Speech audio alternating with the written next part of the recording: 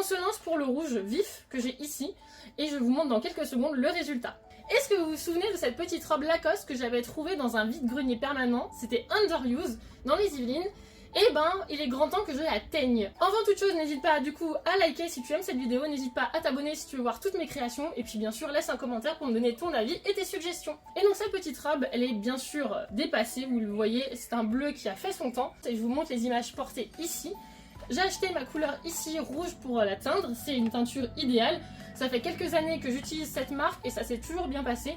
C'est de la teinture en machine à laver, donc du coup c'est beaucoup plus facile à utiliser que les teintures qui se font dans des casseroles et il faut avoir du matériel spécifique.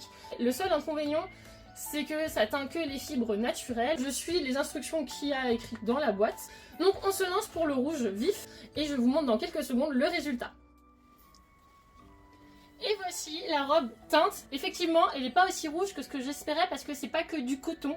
C'est un coton mélangé à une fibre synthétique et du coup ces couleurs-là, ces teintures en machine, prennent vraiment moins bien sur les fibres synthétiques. Donc elle a un effet un peu, en fait, vieux rose que j'adore vraiment. La ceinture a dû être que du synthétique parce qu'elle ne s'est pas teinte du tout, vous le voyez bien. Et par contre, je trouve que ça fait top, ça donne un côté vraiment années 50 que j'adore. Vous savez très bien que j'adore ce style. Et j'ai même ajouté un petit jupon en dessous pour donner l'effet bouffant. Pour moi, elle est validée.